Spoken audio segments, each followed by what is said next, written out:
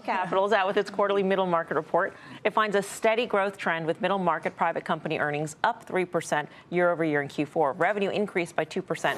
Golub Capital CEO Lawrence Golub, a.k.a. Mr. Karen Feinerman, is here to give us an early look at the report, which will be released in full later this hour. Lawrence, it is always nice to see you. Welcome. Nice to see you, Melissa. Thanks for having me back. Everybody is extra radiant tonight. Last time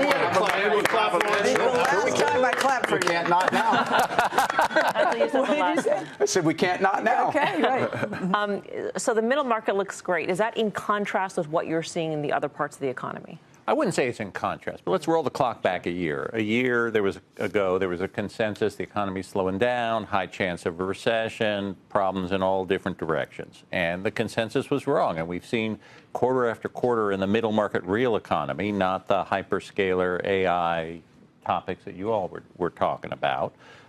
Nice, steady progress, growth, profits. Q4 for the consumer, U.S. consumer is about 69-70% of the U.S. economy, strongest quarter of the year.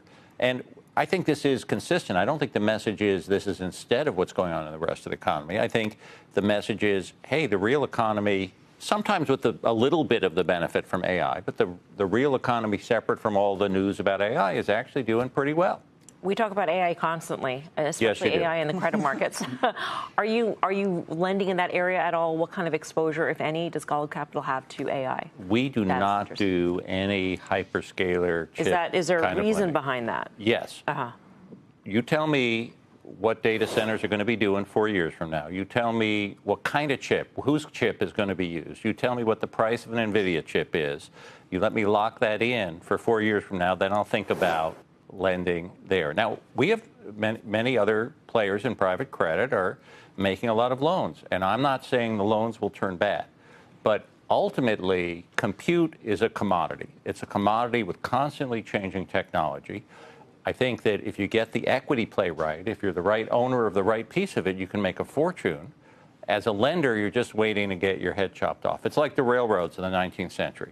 Lawrence, the other thing we talk about all the time is the bond market and the Federal Reserve. I mean, I know it's important to you, but do you think we talk about it too much? At what point does it start to get on your radar screen?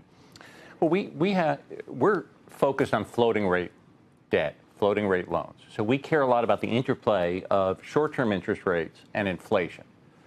The Federal Reserve issues as it relates to independence are much more about what does that do to inflation a year from now, 2 years from now, 3 years from now.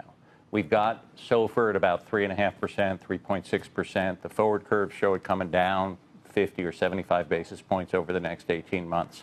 And it may. The question is, what does that do to the 10-year? Because the 10-year drives capital spending. The 10-year drives mortgage rates.